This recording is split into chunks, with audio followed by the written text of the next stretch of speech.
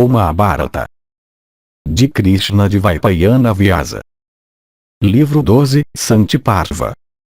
Mokshadharma Parva. Capítulo 269. Discurso sobre deveres de emancipação.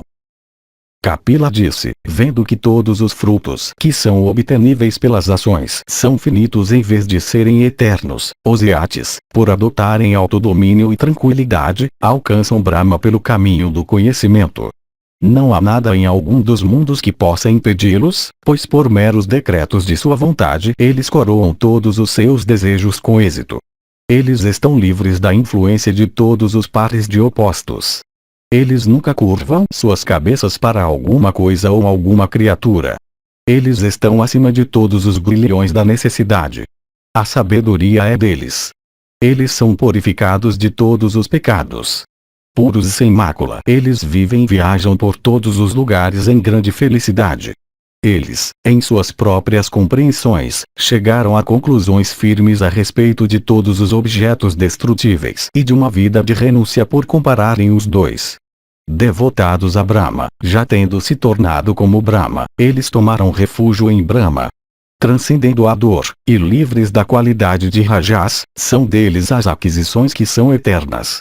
Quando o fim excelente que é destes homens está ao alcance, que necessidade alguém tem de praticar os deveres do modo de vida familiar?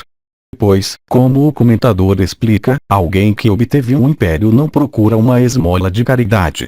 Em vista do fim sublime que a renúncia sem dúvida traz, que necessidade uma pessoa tem do modo de vida familiar o qual leva a recompensas que são insignificantes comparadas à outra?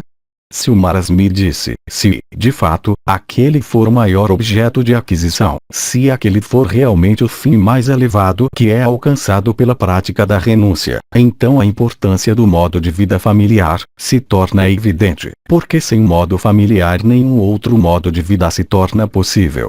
De fato, como todas as criaturas vivas podem viver por sua dependência de suas respectivas mães, da mesma maneira os três outros modos de vida existem por causa de sua dependência do modo familiar. O chefe de família, que leva uma vida familiar, realiza sacrifícios, e pratica penitências. O que quer que seja feito por alguém por desejo de felicidade tem por sua base um modo de vida familiar. Todas as criaturas vivas consideram a procriação de prole como uma fonte de grande felicidade. A procriação de prole, no entanto, se torna impossível em algum outro modo de vida que não seja a vida familiar. Todas as espécies de grama e palha, todas as plantas e ervas que produzem cereais ou grãos, e outros da mesma classe que crescem em colinas e montanhas, têm um modo de vida familiar como sua base, porque eles são cultivados ou colhidos por pessoas que levam uma vida familiar. Deles depende a vida de criaturas vivas. E já que nada mais é visto no universo que não seja vivo, a vida familiar pode ser considerada o refúgio do universo inteiro. Quem então fala a verdade quando diz que a vida familiar não pode levar à conquista da emancipação? Somente aqueles que são desprovidos de fé e de sabedoria e perspicácia, somente aqueles que são desprovidos de reputação e que são indolentes e cansados de trabalhar, que têm miséria como sua cota em consequência de suas ações passadas, somente aqueles que são desprovidos de conhecimento, veem a plenitude da tranquilidade em uma vida de mendicância. As distinções eternas e certas declaradas nos Vedas são as causas que sustentam os três mundos. Aquela pessoa ilustre da mais alta classe que está familiarizada com os Vedas é adorada desde a própria data de seu nascimento. Além da realização do Garbhadhana, mantras védicos se tornam necessários para capacitar pessoas da classe regenerada para realizar todos os seus atos em relação a este e ao outro mundo. Traduzidas literalmente, as palavras são, sem dúvida, mantras védicos entram em pessoas das classes regeneradas em relação a atos cujos efeitos são vistos e atos cujos efeitos em vez de serem vistos dependem da evidência das escrituras.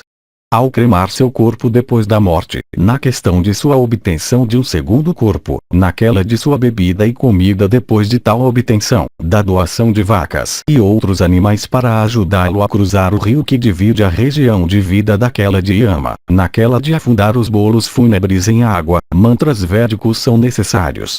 Então também as três classes de Pitris, isto é, os Ashishmats, os Varishads, e os Kravyads, aprovam a necessidade de mantras no caso dos mortos, e mantras são admitidos como causas eficientes para a obtenção de objetivos pelos quais estas cerimônias e ritos são mandados serem realizados.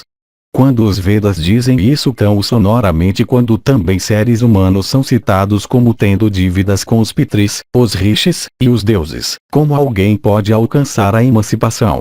Mantras são necessários para cremar o corpo de um Brahmana morto. Mantras também são necessários para ajudar o espírito morto a obter uma forma brilhante no mundo seguinte ou neste se houver renascimento. Esses mantras são, naturalmente, proferidos em sradas. Depois que o espírito morto foi provido, com a ajuda de mantras, com um corpo, alimento e bebida são oferecidos para ele com a ajuda de mantras. Vacas e animais são doados pelos representantes do morto para capacitar o ancestral morto a cruzar o Vaitarani, o rio que flui entre os dois mundos, e para habilitá-lo a se tornar feliz no céu. O bolo fúnebre, além disso, de acordo com a ordenança, é afundado em água para fazê-lo facilmente obtenível por aquele para quem ele é oferecido. Por se tornar um ser humano, alguém herda três dívidas. Por meio de estudo, ele paga a sua dívida com os rishis, pela realização de sacrifícios, ele paga a sua dívida com os deuses, e por gerar filhos, ele se livra da dívida que ele tem com os pitris.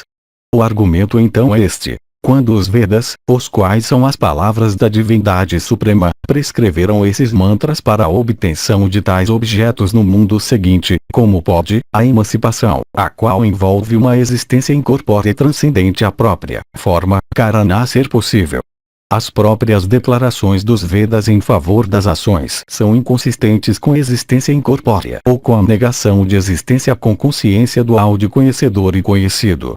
Essa doutrina falsa da existência incorpórea chamada emancipação, aparentemente vestida em cores de verdade, mas subversiva do propósito real das declarações dos Vedas, tem sido introduzida por homens eruditos desprovidos de prosperidade e tomados pela ociosidade.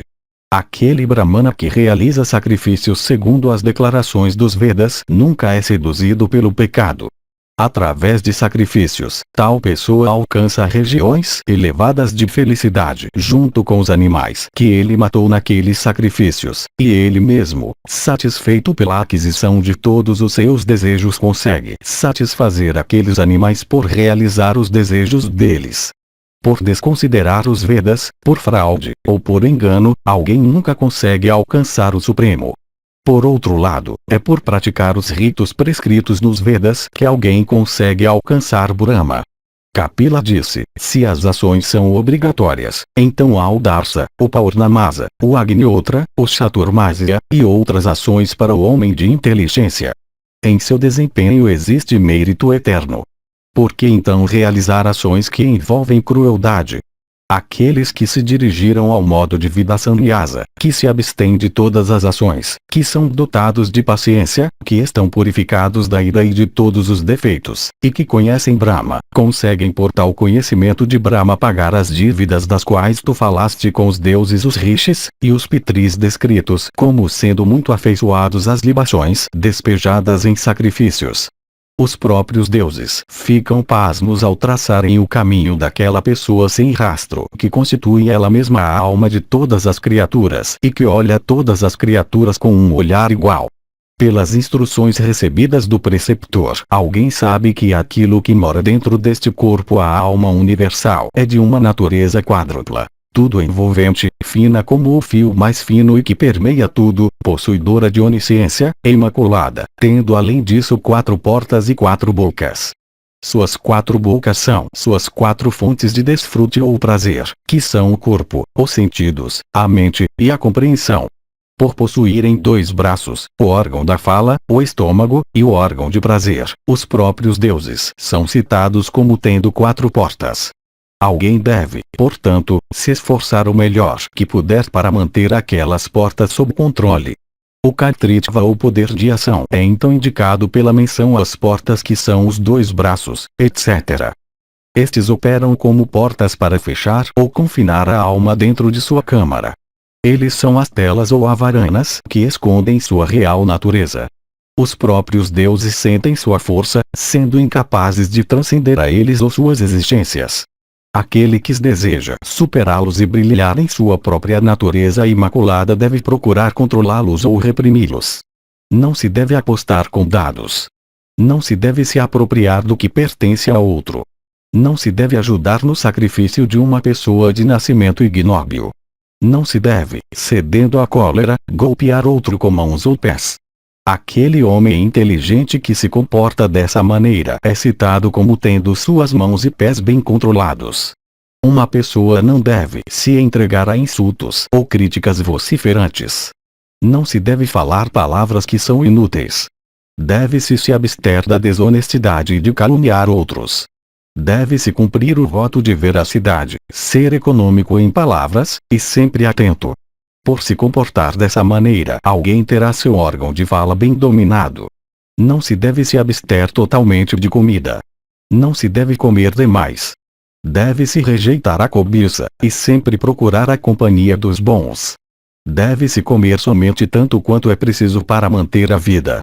Por se comportar dessa maneira, alguém consegue controlar devidamente a porta representada por seu estômago. Não se deve, ó herói, tomar outra esposa lascivamente quando se tem uma cônjuge casada com quem realizar todas as ações religiosas. Nunca se deve convocar uma mulher para a cama exceto em sua época apropriada. O homem deve se limitar à sua própria esposa sem procurar ato sexual com outras mulheres. Por se comportar dessa maneira, alguém é citado como tendo o órgão de prazer devidamente controlado. É realmente uma pessoa regenerada aquele homem de sabedoria que tem todas as suas 4 portas, isto é, o órgão de prazer, o estômago, os 2 braços e os 2 pés, e o órgão da fala, devidamente controlados. Tudo se torna inútil daquela pessoa cujas portas não são bem controladas. O que pode fazer a penitência de tal homem? O que seus sacrifícios podem ocasionar? O que pode ser realizado por seu corpo? Os deuses reconhecem como um Brahmana aquele que rejeitou suas peças de roupa superiores, isto é, que se veste muito escassamente somente por causa de decência e não de esplendor, que dorme na terra nua, que faz de seu braço um travesseiro, e cujo coração possui tranquilidade. Aquela pessoa que, dedicada à contemplação, desfruta sozinha de toda a felicidade que casais desfrutam, e que não dirige sua atenção para as alegrias e angústias de outros, deve ser conhecida como um Brahmana. Aquele homem que compreende corretamente tudo isso como isso existe em realidade e suas transformações multiformes, e que sabe qual é o fim de todos os objetos criados, é conhecido pelos deuses como um Brahmana. Em realidade todas as coisas são, naturalmente, Brahma. Seus aspectos externos são somente transformações. O fim de todas as criaturas é morte e renascimento até que ocorra a absorção em Brahma por meio de Yoga. Aquele que não tem medo de nenhuma criatura e de quem nenhuma criatura tem medo, e que constitui ele mesmo a alma de todas as criaturas, deve ser conhecido como um Brahmana. Sem terem obtido pureza de coração, a qual é o resultado verdadeiro de todos os atos pios tais como caridade e sacrifícios, homens de compreensões superficiais não conseguem obter um conhecimento do que é preciso para fazer de alguém um Brahmana, mesmo quando explicado por preceptores. Desprovidos de um conhecimento de tudo isso, aqueles homens desejam frutos de uma espécie diferente, isto é, o céu e suas alegrias. Incapazes de praticar até uma pequena parte daquela boa conduta que veio dos tempos remotos, que é eterna, que é caracterizada pela certeza, que entra como um fio em todos os nossos deveres, e por adotar a qual homens de conhecimento pertencentes a todos os modos de vida convertem seus respectivos deveres e penitências em armas terríveis para destruir a ignorância e males da mundanidade. Homens de compreensões superficiais consideram as ações que são produtivas de resultados visíveis, que são repletas da maior pujança, e que são imortais, como inúteis afinal e como desvios do curso apropriado não sancionados pelas escrituras. Em verdade, no entanto, aquela conduta, envolvendo como envolve práticas exatamente opostas daquelas que são vistas em épocas de infortúnio, é a própria essência da atenção e nunca é afetada pela luxúria, ira e outras paixões de um tipo similar. Em resumo, o orador, nesses 3 versos, deseja inculcar que homens sábios, qualquer que seja seu modo de vida, cumprem seus deveres. Mas em virtude do Nishkama Dharma que eles seguem, eles convertem aqueles deveres e suas penitências em meios eficientes para dissipar a escuridão da ignorância. Tolos, por outro lado, incapazes de praticar aquele Nishkama Dharma, consideram ele e o próprio yoga como inúteis e sem valor, embora as recompensas que estes conferem sejam visíveis. Com relação a sacrifícios também, é muito difícil apurar todos os seus detalhes. Se apurados, é muito difícil cumpri-los na prática. Se praticados, os frutos aos quais eles levam são finitos. Note bem isto. E, notando isto, te dirija ao caminho do conhecimento. Se o Marasmi disse, os Vedas aprovam a ação e as desaprovam. De onde então é sua autoridade quando suas declarações contradizem dessa maneira umas às outras? A renúncia às ações, também, é produtiva de grande benefício. Ambas são indicadas nos Vedas. Fale-me sobre este assunto, ó Brahmana. Kapila disse, dirigindo-se para o caminho do bem, isto é, yoga, percebam mesmo nesta vida seus resultados pela evidência direta de seus sentidos. Quais, no entanto, são os resultados visíveis daqueles outros objetos que vocês homens de ações perseguem? Se o Marasmi disse, ó Brahmana, eu sou o Marasmi por nome. Eu vim aqui para adquirir conhecimento. Desejoso de fazer bem para mim mesmo, eu comecei essa conversa em franqueza natural e não por desejo de discussão. A dúvida sombria tomou posse da minha mente. Ó ilustre, esclareça-a para mim. Tu disseste que aqueles que pegam o caminho do bem yoga, pelo qual Brahma é alcançado, percebem seus frutos pela evidência direta de seus sentidos. O que, de fato, é aquilo que é assim perceptível pela evidência direta dos sentidos e que é buscado por vocês mesmos. Evitando todas as ciências que têm somente a disputa como seu principal objetivo, eu estudei o Agama de modo que dominei seu verdadeiro significado. Por Agama eu entendo as declarações dos Vedas. Eu também incluo nesse termo aquelas ciências baseadas na lógica que têm por seu objetivo apresentar o sentido real dos Vedas.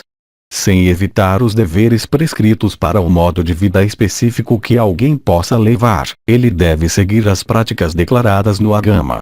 Tal observância das práticas prescritas no Agama coroam alguém com êxito. Pela certeza das conclusões de Agama, o sucesso ao qual o último leva pode ser citado como sendo quase realizável pela evidência direta.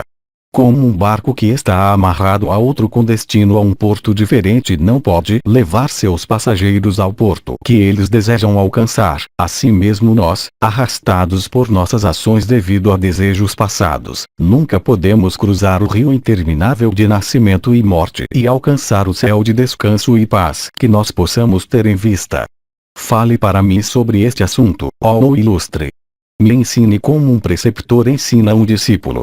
Não pode ser encontrado entre os homens alguém que tenha renunciado completamente a todos os objetos mundanos, nem alguém que esteja perfeitamente contente consigo mesmo, nem alguém que tenha transcendido a dor, nem alguém que esteja perfeitamente livre de doenças, nem alguém que esteja absolutamente livre do desejo de agir para seu próprio benefício, nem alguém que tenha uma aversão absoluta por companhia, nem alguém que tenha se abstido totalmente de ações de todos os tipos.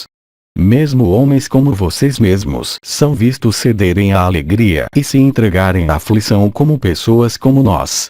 Como outras criaturas, os sentidos de pessoas como vocês têm suas funções e objetos.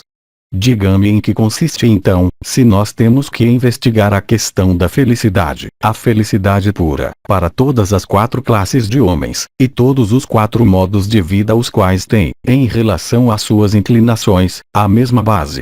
Kapila disse, quaisquer que sejam os sastras em conformidade com os quais alguém realize as ações que ele se sinta inclinado a fazer, as ordenanças prescritas neles para regular aquelas ações nunca se tornam inúteis. Qualquer que seja também a escola de opinião segundo a qual alguém se comporte, ele com certeza alcançará o fim mais elevado somente por cumprir os deveres de autodomínio de yoga. O conhecimento ajuda aquele homem que o procura a atravessar este rio interminável de vida e morte. Aquela conduta, no entanto, que homens seguem de se desviarem do caminho do conhecimento, os aflige por sujeitá-los aos males de vida e morte. É evidente que vocês são possuidores de conhecimento e dissociados de todos os objetos mundanos que possam produzir aflição. Mas algum de vocês alguma vez conseguiu adquirir aquele conhecimento pelo qual tudo pode ser olhado como idêntico à única alma universal? Este é aquele estado da mente no qual alguém percebe sua identidade com tudo no universo. Este é aquele conhecimento verdadeiro que traz emancipação ou que é a própria emancipação. Sem uma compreensão correta das Escrituras, há alguns, afeiçoados à disputa, que, por serem oprimidos por desejo e aversão, se tornam escravos do orgulho e da arrogância. Sem terem entendido corretamente o sentido das declarações escriturais, aqueles ladrões das Escrituras, porque eles procuram privar as Escrituras de seu verdadeiro significado, aqueles depredadores de Brahma, porque eles negam a própria existência da divindade, influenciados por arrogância e erro, se recusam a buscar tranquilidade e praticar autodomínio. Estes homens veem inutilidade por todos os lados, e se por acaso, eles conseguem obter a pujança do conhecimento, eles nunca o comunicam para outros para resgatá-los. Compostos totalmente da qualidade de tamas, eles têm somente tamas como seu refúgio. Alguém se torna sujeito a todos os incidentes daquela natureza a qual ele absorve. Consequentemente, naquele que tem tamas como seu refúgio, os sentimentos de inveja, luxúria, ira, orgulho, mentira e vaidade crescem continuamente, pois as qualidades de alguém têm a natureza desse alguém como sua origem. Pensando desta maneira e vendo esses defeitos pela ajuda de instruções recebidas de preceptores, os iates, que cobiçam o fim mais sublime, se dirigem para a yoga, deixando ambos, o bem e o mal. Se o Maras me disse, ó Brahmana, tudo que eu tenho dito sobre o caráter louvável das ações e o caráter oposto da renúncia está estritamente de acordo com as Escrituras. É, no entanto, muito verdadeiro que sem uma compreensão correta do sentido das Escrituras, alguém não se sente inclinado a obedecer o que as Escrituras realmente declaram. Qualquer conduta que seja consistente com equidade é consistente com as Escrituras. Isso mesmo é o que o Shruti declara. Similarmente, qualquer conduta que seja inconsistente com equidade não está de acordo com as Escrituras. Isto também é declarado pelo Shruti. É certo que ninguém pode fazer uma ação que é escritural por contrariar as Escrituras. Não é escritural também aquilo que é contra os Vedas. O Shruti declara isto. Muitos homens, que acreditam somente naquilo que apela diretamente para seus sentidos, veem somente este mundo e não o que é endereçado nas Escrituras para a fé. Eles não veem o que as Escrituras declaram como sendo defeitos. Eles têm, consequentemente, como nós, que ceder à aflição. Aqueles objetos dos sentidos com os quais homens como vocês estão relacionados são os mesmos com os quais outras criaturas vivas estão relacionadas. Contudo, por causa de seu conhecimento da alma e da ignorância dele sobre isto, como é vasta a diferença que existe entre vocês e eles. Todas as 4 classes de homens e todos os 4 modos de vida, embora seus deveres sejam diferentes, procuram o mesmo fim único, isto é, a maior felicidade. Tu és possuidor de talentos e habilidades não questionados. Por determinar aquela direção específica de conduta entre aqueles vários deveres, a qual é bem calculada para realizar o fim desejado, tu, por discursares para mim sobre o infinito Brahma, encheste minha alma de tranquilidade. Com relação a nós, por nossa incapacidade de compreender a alma, nós somos desprovidos de uma compreensão correta da realidade. Nossa sabedoria está relacionada com coisas que são inferiores, e nós estamos envolvidos em densa escuridão. A direção de conduta, no entanto, que tu indicaste para capacitar alguém para alcançar a emancipação, é extremamente difícil de se praticar. Somente aquele que é devotado ao yoga, que tem cumprido todos os seus deveres, que é capaz de vagar por todos os lugares, dependendo somente de seu próprio corpo, que tem trazido sua alma sob controle perfeito, que transcendeu os requisitos da ciência de moralidade e que desconsidera o mundo inteiro e tudo pertencente a ele, pode contrariar as declarações dos Vedas com relação às ações, e dizer que há emancipação. Somente uma vida de renúncia, tão difícil de seguir, pode levar à emancipação. Para alguém, no entanto, que vive no meio de parentes, este rumo de conduta é extremamente difícil de ser seguido.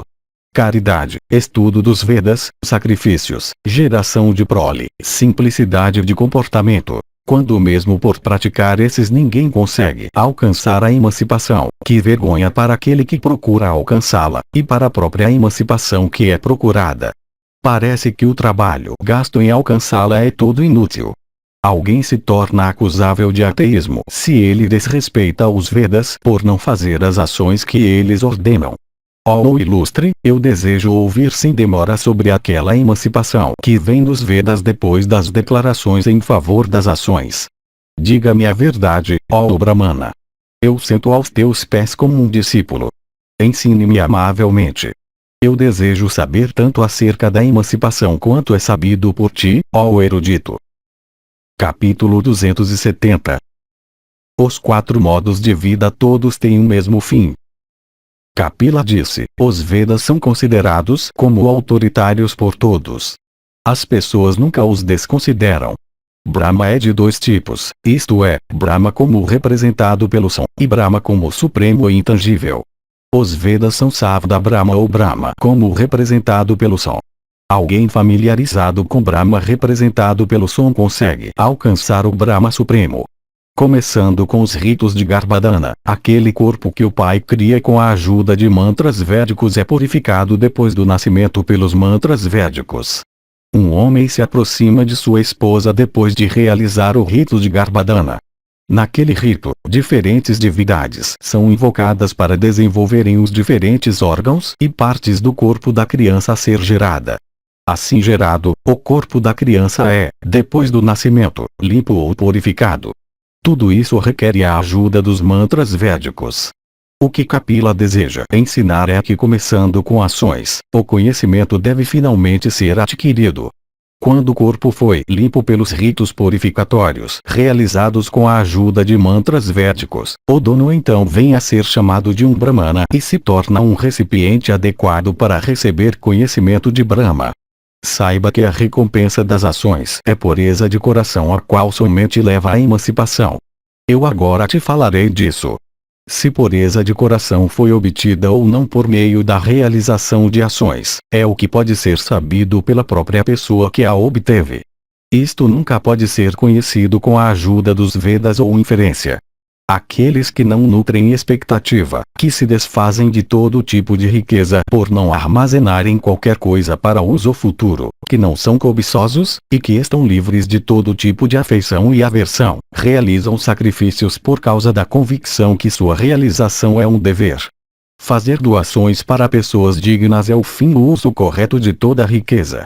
Nunca há feitos em qualquer tempo há ações pecaminosas, cumpridores daqueles ritos que são prescritos nos Vedas, capazes de coroar todos os seus desejos com realização, dotados de conclusões seguras através do conhecimento puro, nunca cedendo à ira, nunca se entregando à inveja, livres de orgulho e malícia, firmes em yoga que é o único caminho para o verdadeiro conhecimento, de nascimento sem mancha, conduta sem mancha, e conhecimento sem mancha, dedicados ao bem de todas as criaturas. Haviam antigamente muitos homens que levavam vidas familiares e totalmente dedicados aos seus próprios deveres. Haviam muitos reis também com as mesmas qualificações, dedicados ao yoga como Janaka, etc. E muitos brahmanas também do mesmo caráter como Yajnavalkya e outros. Estes e homens como eles eram indicados como pessoas dignas de doações. Eles se comportavam igualmente para com todas as criaturas e eram dotados de sinceridade perfeita. O contentamento era deles, assim como a certeza de conhecimento. Eram visíveis as recompensas de sua retidão, e eles eram puros em comportamento e coração. Eles tinham fé em Brahma em ambas as formas, isto é, Brahma como possuidor de atributos e como livre de atributos. A princípio, fazendo seus corações puros, eles observavam devidamente todos os votos excelentes.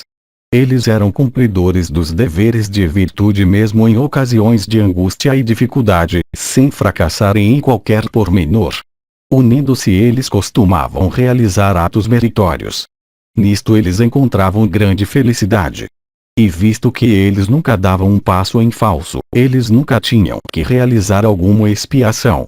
Confiando como eles confiavam na verdadeira direção de virtude, eles se tornaram dotados de energia irresistível.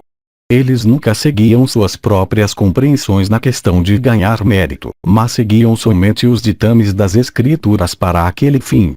Consequentemente, eles nunca eram culpados de fraude na questão da realização de ações de virtude. O que se quer dizer por fraude na prática de virtude pode ser exemplificado como segue. Grãos de cevada podem ser doados ao invés de roupas por alguém que não pode obter roupas para doar. Mas alguém que doa grãos de cevada, sendo perfeitamente capaz de doar roupas, seria culpado de fraude. Por cumprirem unidamente as ordenanças absolutas das Escrituras sem se dirigirem alguma vez para os ritos prescritos na alternativa, eles nunca estavam sob a necessidade de realizar expiação. As Escrituras frequentemente prescrevem ordenanças alternativas. As prescrições absolutas ou reais são para os que são capazes, e as alternativas são para os que não são capazes.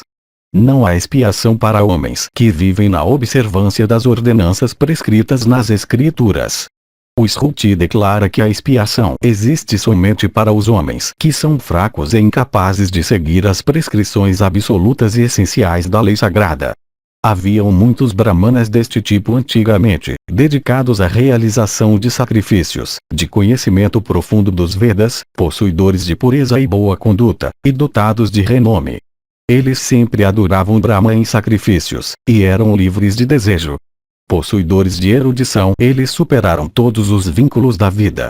Os sacrifícios desses homens, seu conhecimento dos Vedas, suas ações realizadas em obediência às ordenanças, seu estudo das Escrituras nas horas fixadas, e os desejos que eles nutriam, livres como eles eram de luxúria e ira, observadores como eles eram de conduta e ações virtuosas, apesar de todas as dificuldades, renomados como eles eram por realizarem os deveres de sua própria classe e modo de vida, purificadas como eram suas almas por sua própria natureza, caracterizados como eles eram por total sinceridade, dedicados como eles eram à tranquilidade, e cuidadosos como eles eram com suas próprias práticas, eram idênticos ao infinito Brahma. Este mesmo é o Sruti eterno ouvido por nós. O que se quer dizer pelos sacrifícios, etc. De tais homens sendo idênticos ao infinito Brahma é que esses homens eram idênticos a Brahma e o que quer que eles fizessem era Brahma. Eles não tinham consciência de eu, ou eles não faziam nada pelo eu. Eles eram a alma do universo. As penitências de homens que eram de alma tão nobre, de homens cuja conduta e atos eram tão difíceis de observância e realização, de homens cujos desejos eram coroados com realização por causa do cumprimento rigoroso de seus deveres, se tornaram armas eficazes para a destruição de todos os desejos mundanos. Os brahmanas dizem que aquela boa conduta, a qual é extraordinária, cuja origem pode ser traçada até tempos muito antigos, que é eterna e cujas características são imutáveis, que difere das práticas às quais mesmo os bons recorrem em épocas de infortúnio e representam suas ações em outras situações, que é idêntica à atenção, sobre a qual luxúria, ira e outros maus sentimentos nunca podem prevalecer, e por causa da qual não havia uma vez qualquer transgressão em toda a humanidade. Posteriormente veio a ser distribuída em 4 subdivisões, correspondendo aos 4 modos de vida por pessoas incapazes de praticar seus deveres em detalhes exatos e totalmente. O que é dito aqui é que a princípio havia somente um curso de deveres, chamado Sadachara ou Boa Conduta, para todos os homens. Com o passar do tempo os homens vieram a ser incapazes de obedecer a todos os seus ditames em sua totalidade. Então tornou-se necessário dividir aqueles deveres em 4 subdivisões correspondentes aos 4 modos de vida. Aqueles que são bons, por observarem devidamente aquela direção de boa conduta depois da adoção do modo de vida sannyasa, alcançam o fim mais sublime. Aqueles também que se dirigem a um modo da floresta alcançam o mesmo fim superior por observarem devidamente aquela conduta. Aqueles também que observam o modo de vida familiar alcançam o fim elevado por praticarem devidamente a mesma conduta. E, por fim, aqueles que levam o modo brahmacharya obtêm o mesmo fim por uma devida observância da mesma conduta. Aqueles brahmanas são vistos brilharem no firmamento como corpos luminosos, derramando raios de luz benéficos por toda parte. Aquelas miríades de brahmanas se tornaram estrelas e constelações colocadas em seus caminhos fixos. Pelo contentamento ou renúncia, eles todos alcançaram o infinito como os Vedas declaram. Se tais homens têm que voltar para o mundo através dos úteros de criaturas vivas, eles nunca são maculados por pecados que têm o resíduo não esgotado de ações anteriores como sua causa originária. De fato, alguém que tem levado a vida de um brahmachari e servido respeitosamente seu preceptor, que tem chegado a conclusões seguras a respeito da alma, e que tem se dedicado ao yoga dessa maneira, é realmente um brahmana. Quem mais mereceria ser chamado de brahmana? Quando somente as ações determinam quem é um brahmana e quem não é, as ações boas ou más devem ser consideradas para indicar a felicidade ou miséria de uma pessoa.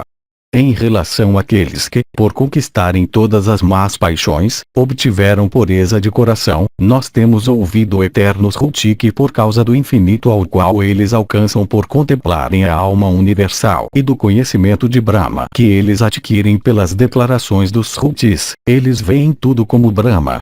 Os deveres de tranquilidade, autodomínio, abstenção de ações, renúncia, devoção, e a abstração do samadhi, seguidos por aqueles homens de corações puros, que estão livres de desejo, e que têm somente a emancipação como seu objetivo, para a aquisição do conhecimento de Brahma, são igualmente prescritos para todas as 4 classes de homens, e todos os 4 modos de vida.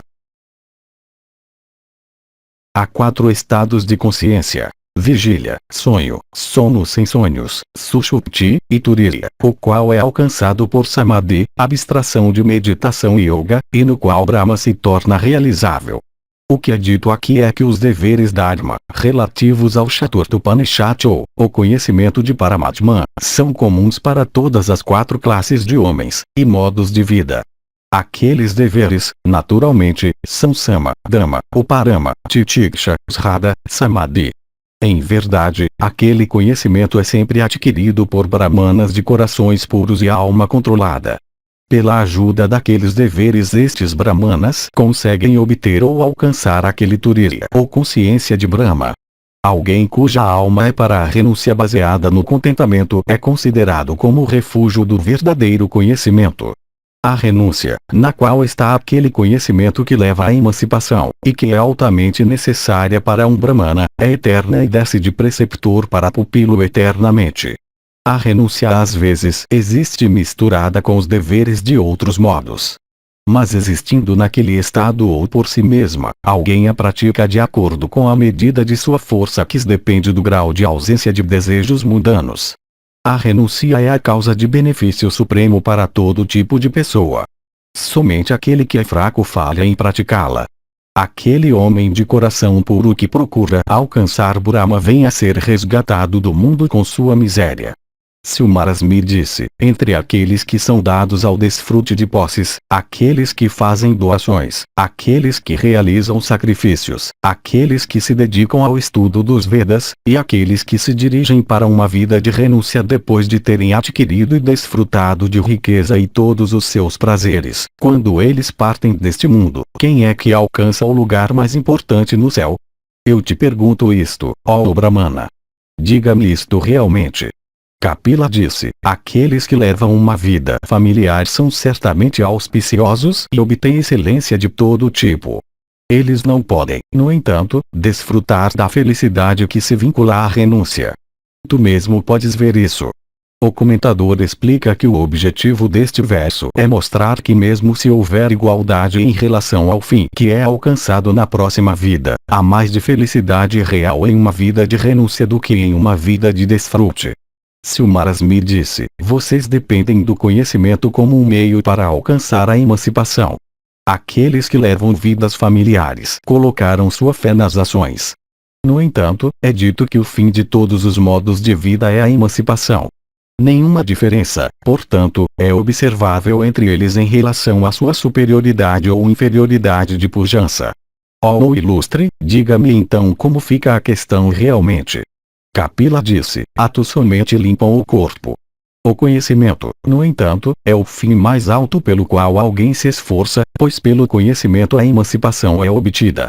Quando todas as imperfeições do coração são curadas pelas ações, e quando a felicidade de Brahma se torna estabelecida em conhecimento, benevolência, clemência, tranquilidade, compaixão, veracidade, e franqueza, abstenção de ferir, ausência de orgulho, modéstia, renúncia, e abstenção de trabalho são obtidos. Estes constituem um caminho que leva a Brahma. Por eles alguém alcança aquele que é o mais sublime. Que a cura de todas as imperfeições do coração é o resultado de ações se torna inteligível para o homem sábio quando estes são obtidos. Isso, de fato, é considerado como o maior fim que é alcançado por brahmanas dotados de sabedoria, afastados de todas as ações, possuidores de pureza e da certeza de conhecimento.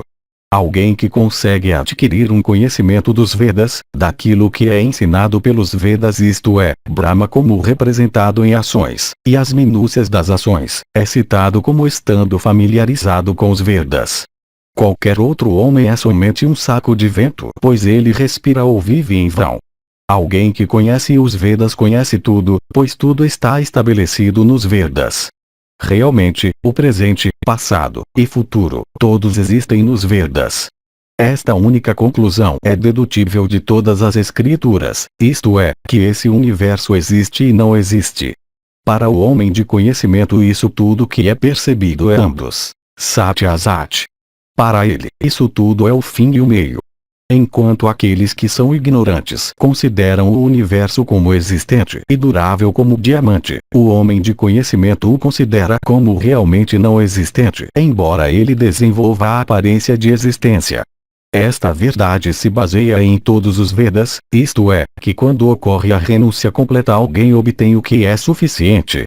Então também o maior contentamento se baseia na emancipação, a qual é absoluta, que existe como a alma de todas as coisas mortais e imortais, que é bem conhecida como alma universal, que é um mais elevado objeto de conhecimento, como sendo idêntica a todas as coisas móveis e imóveis, que é completa, que é a perfeita bem-aventurança, que não tem dualidade, que é a principal de todas as coisas, que é Brahma, que é manifesta e também a causa de onde o imanifesto tem surgido, e que é sem deterioração de qualquer tipo. Na completa abstração de Yoga, isto é, Samadhi, está Brahma. Isso todos os Vedas ensinam. Na emancipação além disso há a felicidade suprema de Brahma. Habilidade de subjugar os sentidos, perdão, e abstenção de trabalho por consequência da ausência de desejo. Estes três são as causas da felicidade perfeita. Com a ajuda destas três qualidades, homens que têm a compreensão como seus olhos conseguem alcançar aquele Brahma que é incriado, que é a causa primordial do universo, que é imutável e que está além da destruição. Eu reverencio aquele Brahma, que é idêntico àquele que o conhece. Capítulo 271. História de Brahmana e nuvem Kundadara para explicar como a virtude é melhor do que religião, lucro, prazer. Yudhishthira disse, os Vedas, ó Bharata, falam de religião, lucro, e prazer. Diga-me, no entanto, ó avô, a obtenção de qual entre estes três é considerada como superior? Bhishma disse, eu irei, em relação a isto, contar para ti a antiga narrativa sobre a bênção que Kundadara antigamente concedeu para alguém que era devotado a ele. Uma vez um Brahmana desprovido de riquezas procurou adquirir virtude, induzido pelo desejo de resultado. Ele colocou continuamente seu coração na riqueza para empregá-la na celebração de sacrifícios. Para realizar seu propósito, se dirigiu à prática das penitências mais austeras. Decidido a realizar seu propósito, ele começou a cultuar as divindades com grande devoção. Mas ele fracassou em obter riqueza por tal culto das divindades. Ele então começou a refletir, dizendo para si mesmo: qual é aquela divindade, até agora não adorada por homens, que possa estar favoravelmente disposta para comigo sem demora? Enquanto refletia dessa maneira com uma mente calma, ele viu posicionado diante dele aquele servente das divindades, isto é, a nuvem chamada Kundadara. Logo que ele viu aquele ser poderosamente armado, os sentimentos de devoção do Brahmana foram excitados, e ele disse para si mesmo: este certamente me concederá prosperidade. De fato, sua forma indica isso. Ele vive em próximo às divindades. Ele até agora não tem sido adorado por outros homens. Ele em verdade me dará riqueza abundante sem qualquer demora. O Brahmana, então, tendo deduzido dessa maneira, adorou aquela nuvem com dupas e perfumes e guirlandas de flores da espécie mais superior, e com diversos tipos de oferendas. Assim adorada, a nuvem logo ficou satisfeita com seu devoto e proferiu estas palavras repletas de benefícios para aquele Brahmana: os sábios têm ordenado expiação para alguém culpado de brahmanicídio, ou de beber álcool, ou de roubar, ou de negligenciar todos os votos meritórios. Não há expiação, no entanto, para alguém que é ingrato. A expectativa tem uma filha chamada iniquidade. A ira, também, é considerada como uma filha da inveja. A cobiça é a filha da falsidade. A ingratidão, no entanto, é estéril e não tem prole. Depois disso, aquele Brahmana, esticado em uma cama de erva cusa, e impregnado pela energia de Kundadara, viu todos os seres vivos em um sonho. De fato, por sua ausência de paixão, penitências e devoção, aquele Brahmana de alma purificada, permanecendo afastado de todos os prazeres carnais, viu à noite aquele efeito de sua devoção a Kundadara. De fato, ó Yudhishthira, ele viu Manibhadra de grande alma, de grande refulgência, posicionado no meio das divindades, empenhado em dar suas ordens. Lá os deuses pareciam estar ocupados em conceder reinos e riquezas para os homens, induzidos por seus bons feitos, e em tirá-los quando os homens se afastavam da bondade. Então, ó touro da raça Bharata, Kundadara de grande esplendor, curvando-se, prostrou-se no chão perante os deuses na presença de todos os yakshas. Por ordem dos deuses, Manibhadra de grande alma se dirigiu ao prostrado Kundadara e disse: o que Kundadara quer? Após o que Kundadara respondeu: se, de fato, os deuses estão satisfeitos comigo, lá, aquele Brahmana me reverencia imensamente. Eu rogo para que algum favor seja concedido a ele, alguma coisa que possa trazer felicidade a ele. Ouvindo isso, Manibhadra, ordenado pelos deuses, mais uma vez disse para Kundadara de grande inteligência estas palavras: levante-se, levante-se, ó Kundadara. Tua petição foi bem sucedida. Sejas feliz. Se este Brahmana está desejoso de riqueza, que riqueza seja dada a ele, isto é, tanta riqueza quanto este teu amigo deseja. Por ordem dos deuses, eu darei a ele riqueza incalculável. Kundadara, então, refletindo sobre o caráter fugaz e irreal da posição de humanidade, colocou seu coração, ó Yudhishthira, em inclinar o Brahmana para penitências. De fato, Kundadara disse: ó doador de riquezas, eu não peço por riqueza em nome deste Brahmana. Eu desejo a concessão de outro favor a ele. Eu não solicito para este meu devoto montanhas de pérolas e pedras preciosas, ou mesmo a terra inteira com todas as suas riquezas. Eu desejo, no entanto, que ele seja virtuoso. Que seu coração encontre prazer na virtude. Que ele tenha a virtude como seu apoio. Que a virtude seja o principal de todos os objetivos para ele. Este mesmo é o favor que encontra com a minha aprovação. Manibhadra disse: os frutos da virtude são sempre soberania e felicidade de diversos tipos. Que ele desfrute daqueles resultados, sempre livre de dor física de todo tipo. Bhishma continuou, assim endereçado. Kundadara, no entanto, de grande celebridade, repetidamente solicitou somente a virtude para aquele Brahmana. Os deuses ficaram muito satisfeitos com isso. Então Manibhadra disse: os deuses estão todos satisfeitos contigo como também com este Brahmana. Ele se tornará uma pessoa de alma virtuosa. Ele dedicará sua mente à virtude. A nuvem, Kundadara, ficou encantado, ó Yudhishthira, por ter sido assim bem-sucedido em obter seu desejo. A bênção que ele obteve era uma que era inalcançável por alguém mais. O Brahmana então viu espalhados ao redor dele muitos tecidos de roupa delicados. Sem prestar atenção a eles absolutamente, embora tão caros, o Brahmana veio a sentir aversão pelo mundo. O Brahmana disse: quando este não põe qualquer valor sobre bons feitos, quem mais o fará? Eu faria melhor indo para as florestas para levar uma vida de virtude. O Brahmana evidentemente se refere à indiferença de Kundadara em direção a ele. Ele pensou que Kundadara iria, em retorno por suas adorações, conceder riqueza a ele. Desapontado nisto, ele diz: quando Kundadara não se importa com minhas adorações, quem mais se importará? Eu farei melhor, portanto, em desistir de todo desejo por riqueza e me retirar para as florestas. A passagem, no entanto, parece ser inconsistente com a indiferença do Brahmana aos tecidos finos em volta dele. Bhishma continuou, nutrindo uma repugnância pelo mundo, e através também da graça dos deuses, aquele principal dos Brahmanas entrou nas florestas e começou a passar pelas mais austeras das penitências.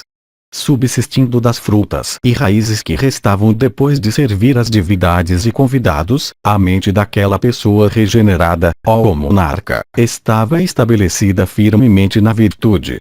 Gradualmente, o Brahmana, renunciando às frutas e raízes, se dirigiu às folhas de árvores como seu alimento. Então, renunciando às folhas, ele tomou somente água como sua subsistência. Depois disso ele passou muitos anos por subsistir só do ar. Todo o tempo, a força dele não diminuiu. Isso parecia muito extraordinário. Devotado à virtude e dedicado à prática das austeridades mais rígidas, depois de muito tempo ele adquiriu visão espiritual. Ele então refletiu, dizendo para si mesmo: se, estando satisfeito com alguém, eu lhe der riqueza, as minhas palavras nunca serão falsas. Pois as pessoas que conseguiam sucesso ascético proferiam um desejo e ele era imediatamente realizado. Com o rosto iluminado por sorrisos, ele novamente começou a praticar austeridades mais severas. E, mais uma vez, tendo ganhado sucesso superior, ele pensou que ele poderia, por um decreto da vontade, então criar os maiores objetos. Se, satisfeito com alguma pessoa, eu lhe der até soberania, ele imediatamente se tornará um rei, pois minhas palavras nunca serão falsas. Enquanto ele estava pensando dessa maneira, Kundadara, induzido por sua amizade pelo Brahmana e não menos pelo sucesso ascético que o Brahmana tinha alcançado, se mostrou, ó Bharata, para seu amigo e devoto. Encontrando com ele, o Brahmana lhe ofereceu culto segundo as observâncias ordenadas. O Brahmana, no entanto, sentiu alguma surpresa, ó rei. Então Kundadara se dirigiu ao Brahmana, dizendo: tu agora conseguiste uma visão excelente e espiritual. Contemple com essa tua visão o fim que é alcançado por reis, e examine todos os mundos além disso. O Brahmana então, com sua visão espiritual, contemplou de uma distância milhares de reis caídos no inferno. Kundadara disse: se depois de ter me adorado com devoção tu obtivesses tristeza como tua parte, qual então teria sido bem feito a ti por mim, e qual o valor do meu favor? Olhe, procure qual é o fim dos homens que desejam a satisfação dos prazeres carnais. A porta do céu está fechada para tais homens. Bhishma continuou: o Brahmana então viu muitos homens vivendo neste mundo, abraçando a luxúria, ira, e cobiça, e medo, e orgulho, e sono e procrastinação, e inatividade. Kundadara disse: com esses vícios todos os seres humanos são acorrentados. Os deuses temem os homens. Esses vícios, por ordem dos deuses, arruinam e perturbam por toda parte. Nenhum homem pode se tornar virtuoso a menos que permitido pelos deuses. Pela permissão deles tu te tornaste competente para doar reinos e riquezas através das tuas penitências. Bhishma continuou, assim endereçado, o Brahmana de alma justa, curvando sua cabeça para aquela nuvem, se prostrou no chão e disse, tu, de fato, me fizeste um grande favor. Inconsciente da grande afeição mostrada por ti em direção a mim, eu, pela influência do desejo e da cobiça, falhei em mostrar boa vontade em direção a ti. Então Kundadara disse para aquela principal das pessoas regeneradas, eu te perdoei, e, tendo abraçado com seus braços desapareceu imediatamente. O Brahmana então vagou por todos os mundos, tendo obtido sucesso ascético pela graça de Kundadara. Pela pujança obtida de virtude e penitências, alguém adquire competência para viajar através dos céus e para frutificar todos os seus desejos e propósitos, e finalmente alcançar o fim mais sublime. Os deuses e brahmanas e yakshas e todos os bons homens e charamanas sempre adoram aqueles que são virtuosos, mas nunca aqueles que são ricos ou entregues à indulgência de seus desejos. Os deuses são realmente propícios para ti já que tua mente é dedicada à virtude. Na riqueza pode haver muito pouca felicidade, mas na virtude a medida de felicidade é muito grande.